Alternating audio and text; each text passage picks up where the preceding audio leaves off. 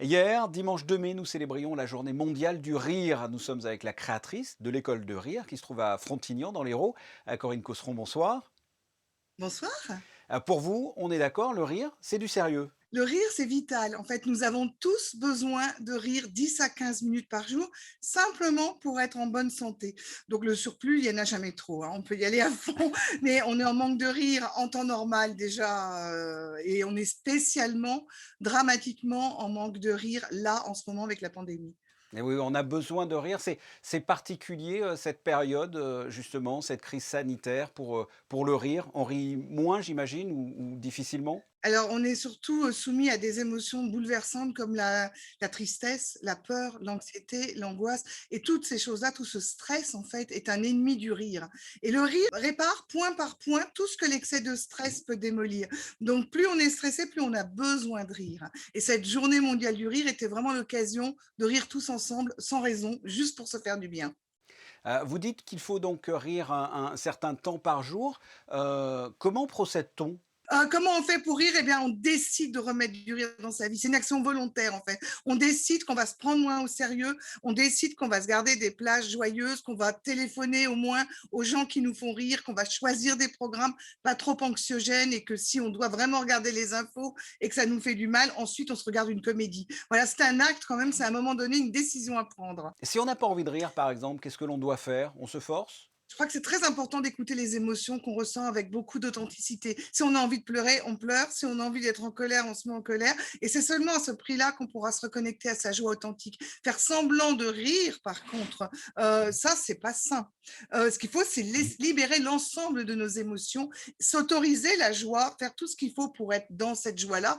Dans notre carnet d'adresses, il y a des gens qui nous font plus rire que d'autres. Donc, il faut peut-être privilégier cela aussi.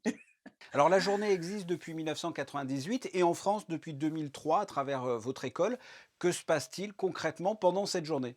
Alors là, on l'a fait en ligne, évidemment. Il y a eu des séances de rire avec des gens du monde entier. Il y a eu jusqu'à 1000 personnes à un moment donné au milieu de la journée. Donc, il y avait, enfin, on se connectait et on riait pendant 1 heure.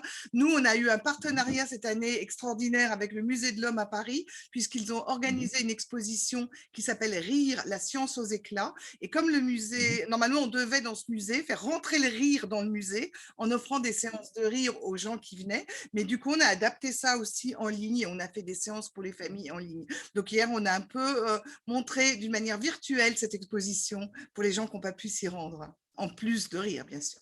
Alors lorsque l'on veut, vanner un ami qui vient de faire une blague par exemple, on lui dit: «Tiens, toi tu as fait l'école du rire». Vous l'avez vraiment créée cette école. Oui. Qu'est-ce que Ah cette oui, école de rire? Qu'est-ce qui s'y passe concrètement? nous formons des professionnels, des gens très sérieux du secteur médico-social, des intervenants en entreprise, des enseignants, à toutes les techniques du rire et de la joie de vivre. En fait, ce sont aussi des techniques de libération émotionnelle qui sont très appropriées aussi bien dans le monde du travail que dans les écoles. On en a tous besoin. Et l'idée de ce que nous enseignons, qui s'appelle la rigologie et qui est très sérieuse, c'est de permettre aux gens d'apprendre à ressentir l'ensemble de leurs émotions, les accepter, les libérer. Et à ce prix-là, on se reconnecte à notre état naturel, comme les enfants finalement, et on est dans un état naturel de joie de vivre. Et du coup, le rire vient naturellement. Il n'y a même plus besoin d'exercice de rire.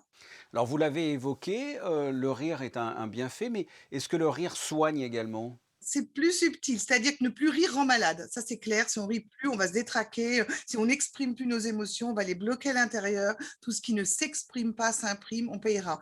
Donc, remettre du rire, nous, on intervient beaucoup avec les associations de patients, les patients cancéreux, les gens qui souffrent de fibromyalgie, de Parkinson, d'Alzheimer. On intervient vraiment partout. Nous aidons les gens à aller mieux, à se sentir mieux, à débloquer des choses, à se reconnecter à leur joie. Maintenant, je n'irai pas jusqu'à dire que le rire est un médicament, il ne soigne rien, il est quelque chose de naturel qu'il est important de remettre dans la vie des gens, même malades. Donc on Mmh. l'a dit, hein, le premier dimanche du mois de mai est la journée mondiale du rire. Qu'est-ce que vous nous conseillez de faire les 364 autres jours de l'année?